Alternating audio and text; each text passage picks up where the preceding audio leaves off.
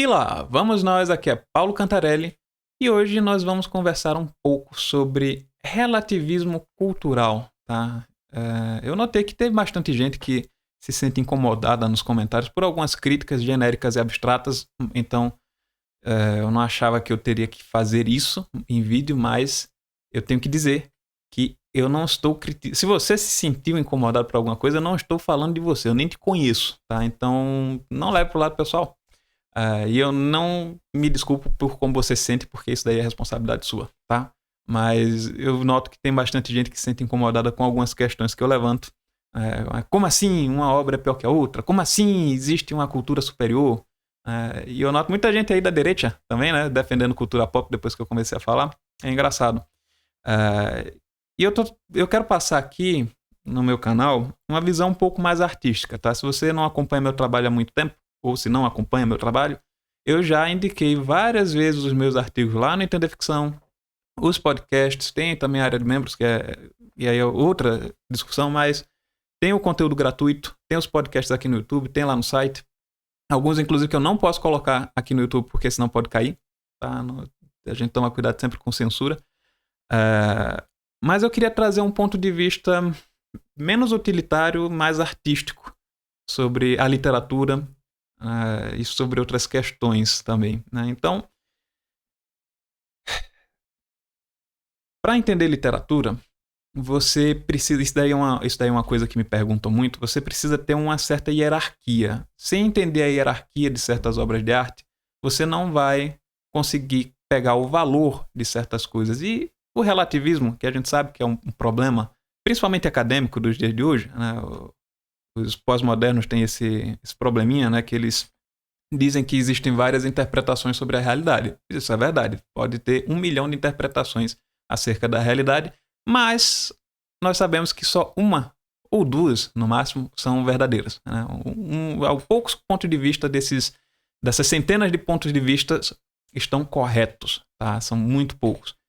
E, bom, e aí que as pessoas se perdem nos devaneios, nas abstrações que não levam a canto nenhum. Então, quando nós vamos julgar cultura, nós temos que julgá-la de cima, de um certo patamar. Tá? A gente tem que ter esse nível, porque nós vamos fazer um juízo de valor. Tá? Todo juízo estético é um juízo de valor. Até mesmo o juízo de gosto, né? Gosto ou desgosto, pode ser um juízo objetivo, né? Você dizer assim, gostei. Então não tem... Objetivo não, perdão. É um juízo absoluto. Né? Subjetivo, mas absoluto.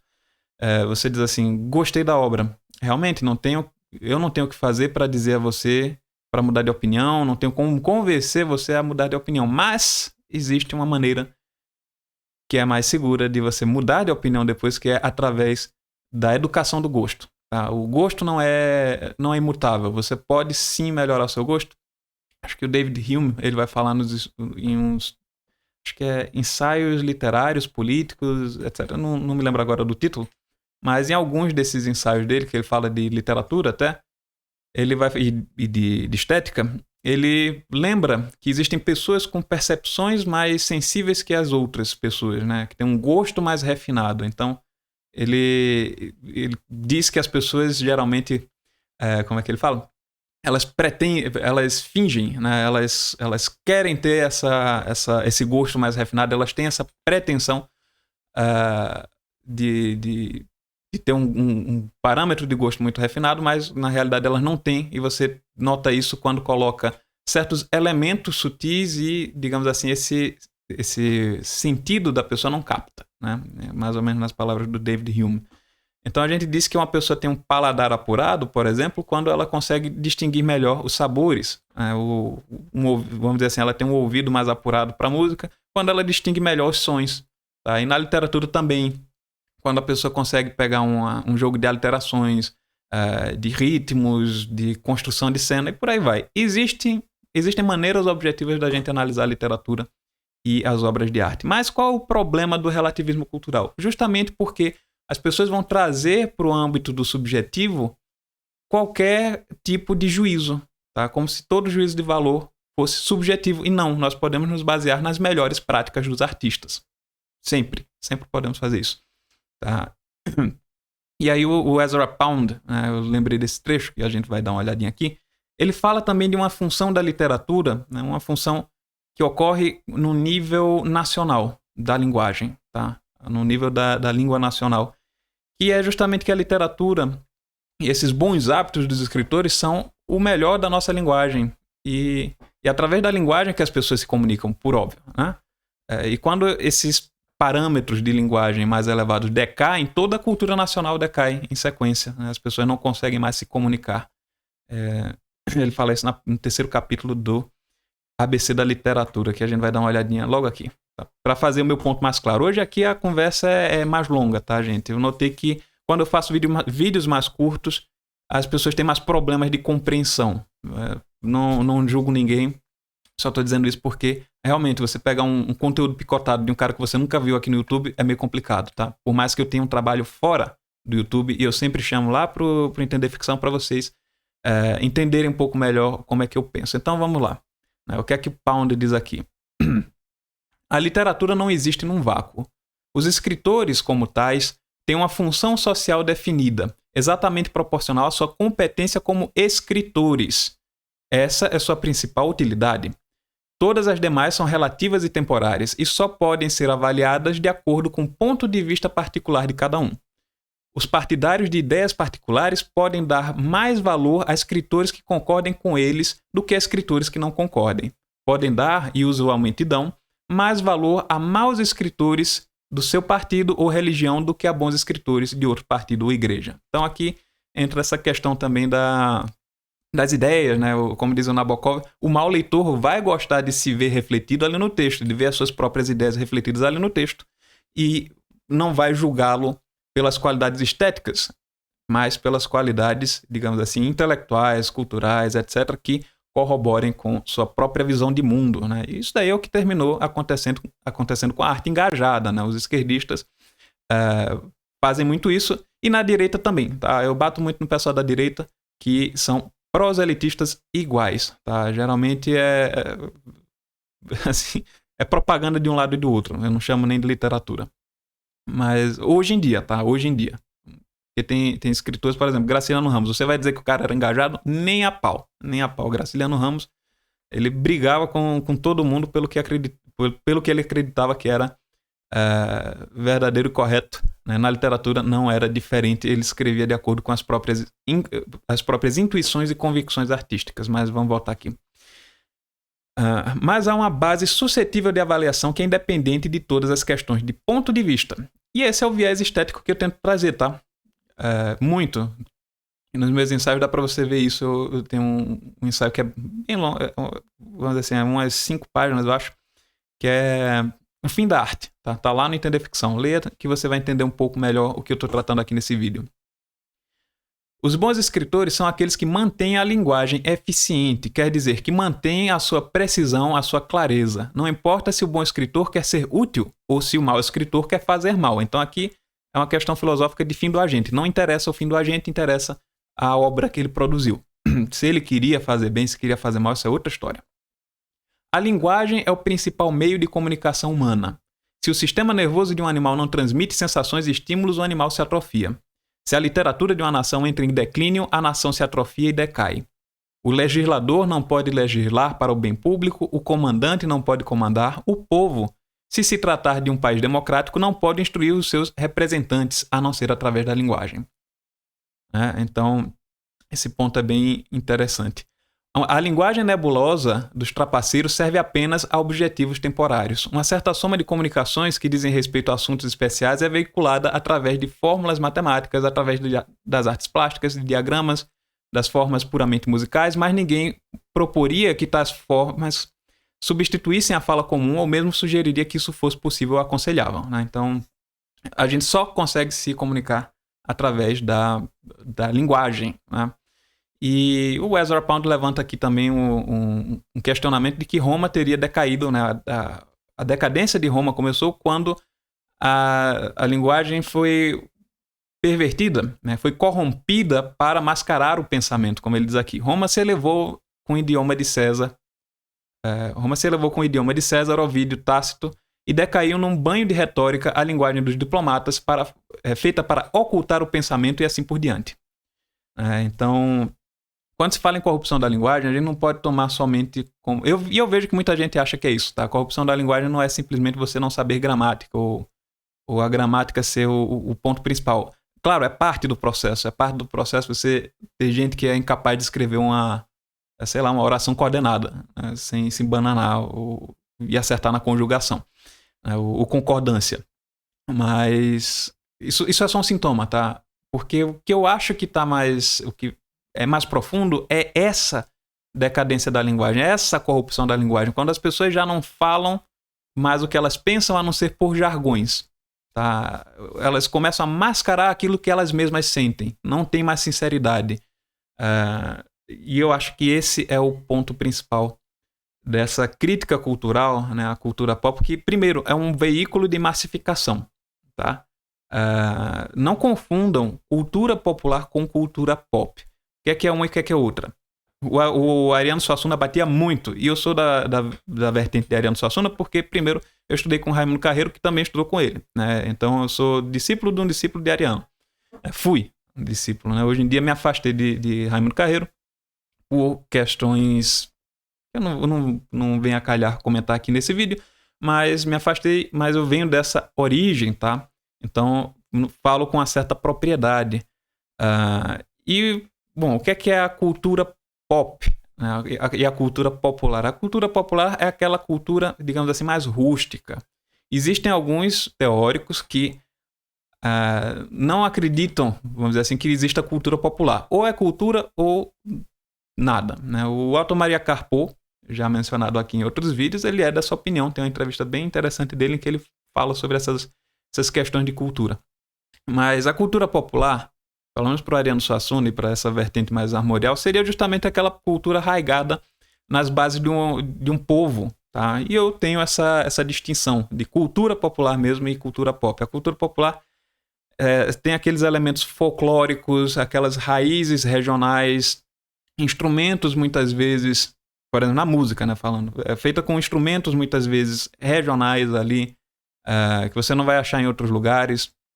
Danças, costumes, ela é influenciada pelo clima de uma determinada região, pelo modo de falar. Aqui no Nordeste tem muito mais isso do que em outras regiões, mas nós temos os cordéis, né? A literatura de cordel como a literatura popular.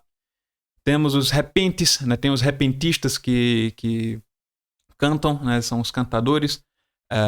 No Sudeste, né? Principalmente no Sudeste e Centro-Oeste, tem tem o pessoal sertanejo, né? O sertanejo típico, eu não estou falando desse sertanejo universitário, essas coisas, que são produtos de massa. MPB, produto de massa, é feito para vender. Estou dizendo que só por causa disso não tenha coisas, às vezes, que alguns artistas dessas vertentes não possam produzir algo bom? Não, pode às vezes sim. Às vezes pode haver algum elemento, até mesmo da cultura pop que eu bato tanto, que pode até ser bom e que é assimilado por esse conjunto, vamos dizer assim, de obras.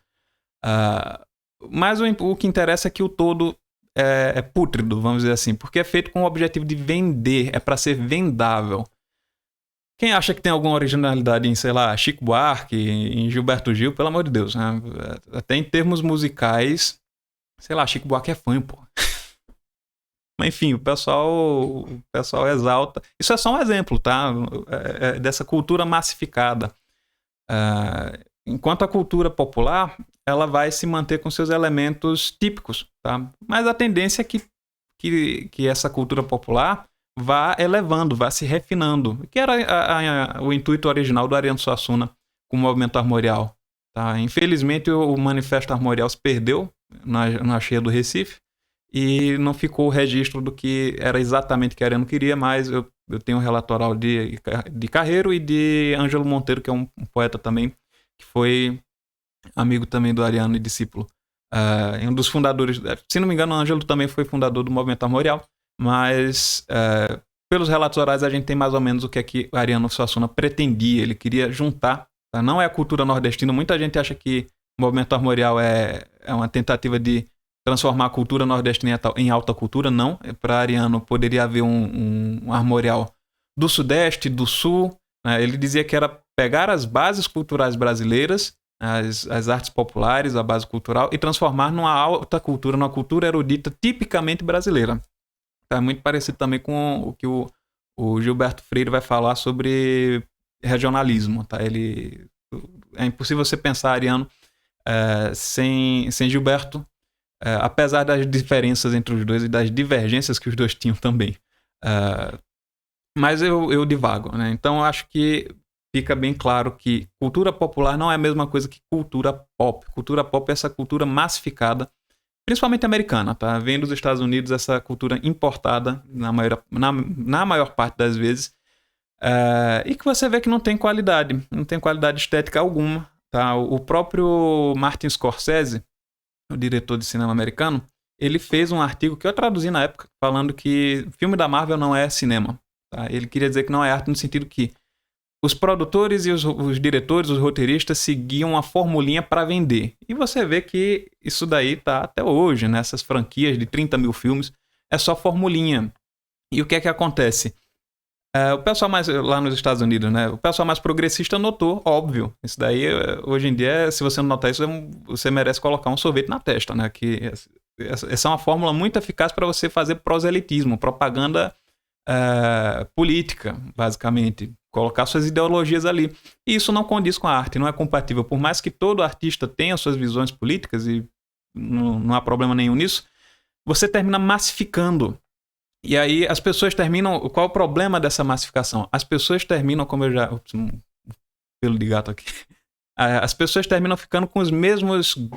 É bizarro isso. Os mesmos gostos, as mesmas imagens mentais, né? O mesmo imaginário, as mesmas inquietações, as mesmas opiniões políticas. Tudo você consegue fazer através dessa massificação cultural, o que você não conseguiria através de uma alta cultura, tá?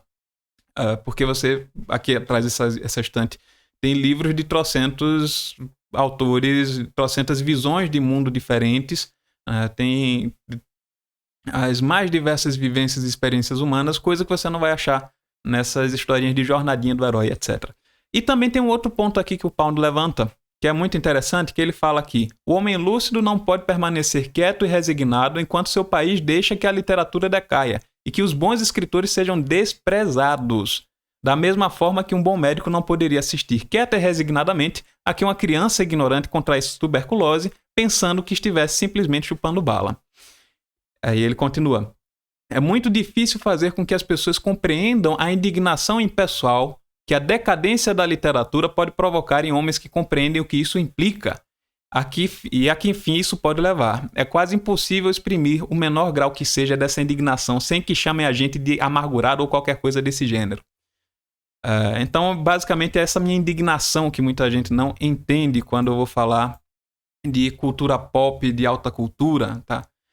Teve uma senhora muito indignada que veio comentar 2 textões assim: apaga essas bostas que não servem pra nada. Vem dizer assim: você tem pontos irrefutáveis, mas aí você esquece, né? Essa parte. Ele veio xingar, falar, vem desabafar, assim. Eu digo, o desemprego no Brasil deve estar alto, né? Porque as pessoas estão agora com tempo para fazer textão xingando gente que nem conhece para se autoafirmar, né? Você vê que essas pessoas têm esse probleminha. Mas não, quando eu faço uma crítica genérica, abstrata, eu não tô ferindo ninguém. Eu não tô... A pessoa veio dizer que eu tava fazendo violência. Isso é uma violência. Tá bom, beleza. Eu não me desculpo por como você se sente, que isso é culpa sua. Vá lá tomar um Prozac, alguma coisa assim, um remedinho. O pessoal, depois da doença chinesa, ficou meio biruta. Eu notei isso, né? O pessoal tá bem radical. Mas, voltando ao ponto, né? É interessante a gente notar como tudo decai, né? Quando o nível da literatura decai, essas ficção aí de best-seller, de fantasia. Você pode até não entender meu ponto agora, mas eu garanto, se você começar a acompanhar o conteúdo de Entender Ficção, ler os artigos, acompanhar os vídeos aqui, ouvir os podcasts disponíveis, se quiser assinar a área de membros também, você vai entender muito melhor essa questão cultural. Você vai ver quais são os resultados desse tipo de decadência cultural, tá? E aí veio essa senhora, né? Eu achei engraçado que ela falou que não, porque minha filha começou a ler com Harry Potter, não sei o que. Minha senhora, eu também comecei a ler com Harry Potter, eu já falei em alguns lugares. Mas nada garantiria que eu ia para algum clássico que preste, tá? Nada garante, nada garante. Tem gente que começa assim, eu leio tal autor, eu leio ficção científica, passa a vida toda lendo esta bosta, não serve pra nada. Literatura não serve pra nada prático, tá? Tem suas funções, tem feito o Ezra Pound disse, né, culturais, mas isso daí isso é uma outra parte, não é a parte artística.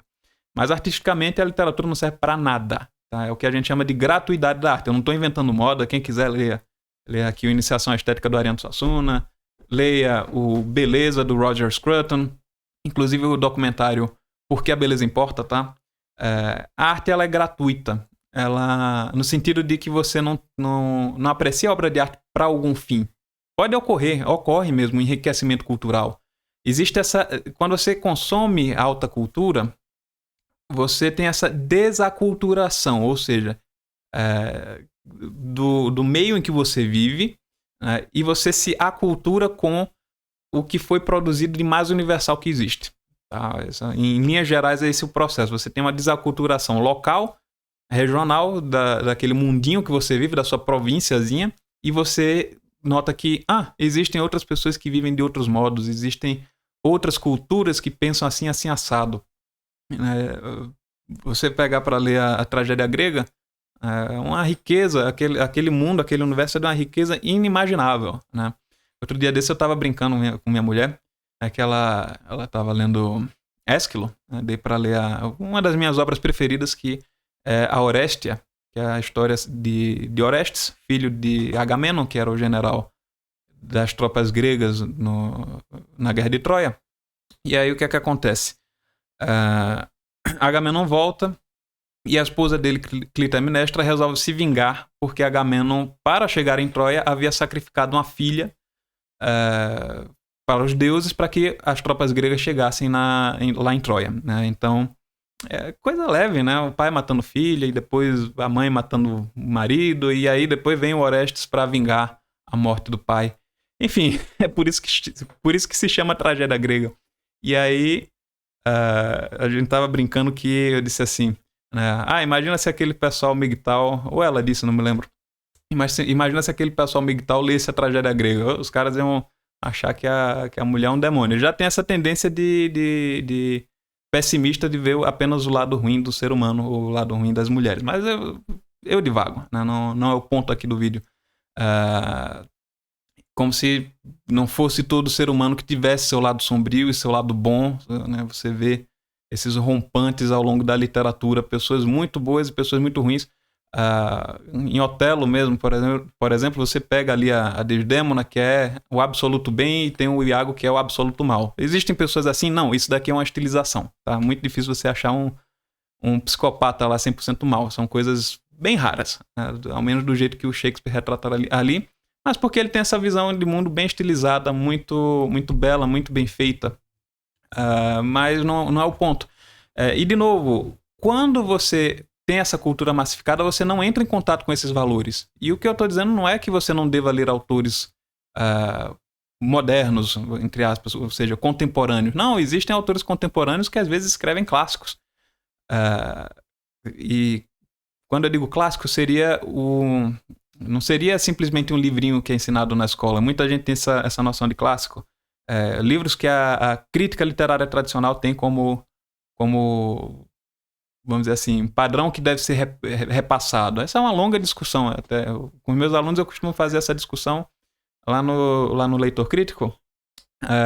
Tem algumas aulas sobre isso para dar esse parâmetro do que é que a gente está falando que deve ser preservado, o que é que deve ser preservado e o que deve ser descartado, vamos dizer assim. Para mim, a noção de clássico não é simplesmente o que a crítica tradicional tem como escritores mais importantes, mas as obras mais bem escritas de um período. Agora, o que é que são as obras mais bem escritas? Aí é uma longa discussão. Eu estou desde 2017, basicamente atuando publicamente para construir essa visão, construir essa noção, concretizar essa investigação para contar às pessoas o que é que eu aprendi nos meus estudos literários, na minha escrita, na minha experiência como escritor e como professor. Então, agora que eu notei, a cadeira tá com problema, vai baixando, pô. Mas, enfim, acho que já deve ter acontecido em alguns outros vídeos. Mas acredito que o ponto central dessa discussão sobre o que é cultura, né, o que é que deve ser mantido, é justamente para a gente não cair nesses relativismos e achar que simplesmente porque as pessoas gostam faz bem, tá? Aí você pode pensar, mas e daí se fulano gosta de ler best-seller? E daí se cicrano gosta de ouvir o funk da Anitta? É que o seguinte, quanto mais gente ouvindo essas coisas, menos gente tem mantendo essa cultura. Você termina destruindo o ambiente. Quanto mais gente lendo porcaria, menos gente capaz de se comunicar e entender o que é que foi feito no passado, de obras grandiosas, para a gente manter. É igual ao Gustav Mahler, o grande compositor Gustav Mahler dizia, tradição não é o culto às cinzas, mas a manutenção do fogo. Então você manter uma tradição, você manter isso. E hoje em dia as pessoas são incapazes de compreenderem as coisas mais básicas. Tá? Basta você ver quantos analfabetos funcionais saem das universidades brasileiras. Então isso me preocupa muito. Esse relativismo, essa relativização, eu vi inclusive outro dia gente de direita, conservadora, né, falando de não, temos que salvar a cultura pop desse pessoal esquerdista que tá aí. Não vale bosta, deixa pra lá, vai discutir as grandes questões.